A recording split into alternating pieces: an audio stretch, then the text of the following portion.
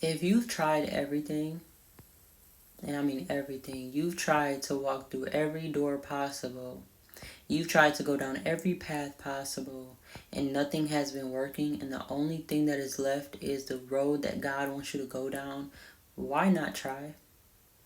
Why do we jump before God can even do that thing?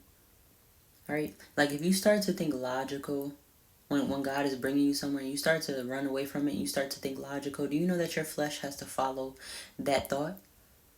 If you start to think logical, your flesh has to follow that logical thought. Meaning that if I start thinking, you know what, maybe God has been lying to me, maybe this is, the devil just dangling things in front of my face, maybe this can't happen, maybe I'm overthinking it. Your flesh is gonna follow after that thought and it's gonna say, okay, because I feel like that's true, let me run back to something that makes more logical sense. Let me run back to something that is not good for me, but it keeps me comforted. Your flesh has to follow that thought.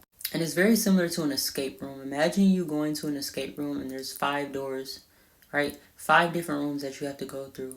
And you stay in that first room. You get through it, right? You escaped out of that and you go to the second room and you say, you know what, I think I'm going to stay in this first room.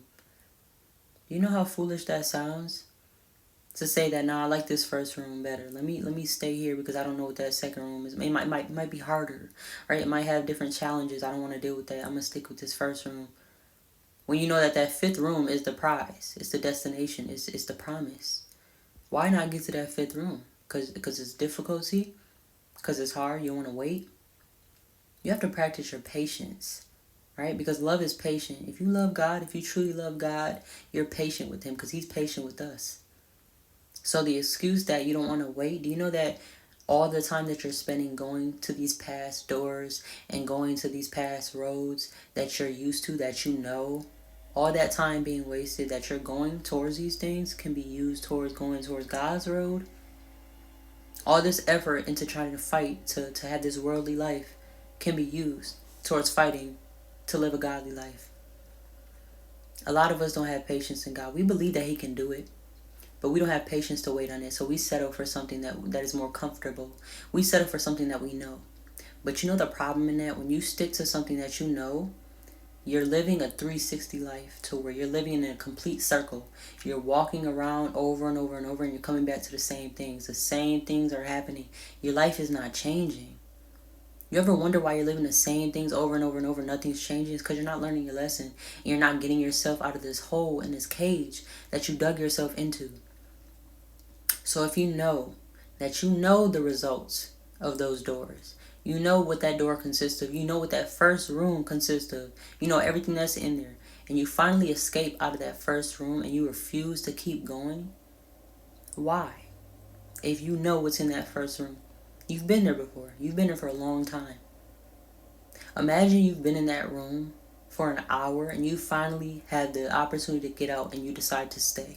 Why? Do you understand how foolish that is? I don't know who needed this encouragement, but why do you give up right before God can prove himself?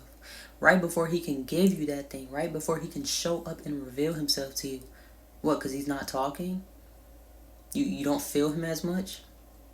You don't have to feel him to know that he's there. If God has eyes to see, you don't have to see. You can be completely blind as long as Jesus has eyes to see. So if he's telling you something, if he's calling you somewhere, he's leading you somewhere, why not try it if that's the only road that you keep resisting? Those doors are the only doors you refuse to open because you're scared. Because you don't know how long it's going to take. You don't know if you're going to miss out on what's in those past doors. I don't want to miss out what's in this first room. We're going to stay in this first room. Do you know that that second room can have so much more and so much better, but you refuse to go inside of it because you're scared that God's going to take away the goodness of that first room? God's road is always better. Always better. So again, I don't know who needed this encouragement, but stop running before God can even do it.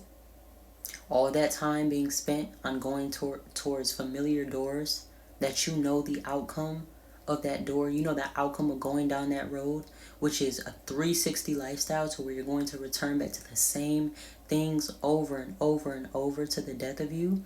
Why not try something new?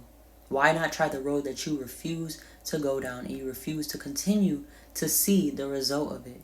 You've never seen it. Why not try it? I pray that you continue to try Jesus and you allow him to show up for you and you allow him to show that he did not fail you. He didn't. Stay the course and allow God to show up in your life.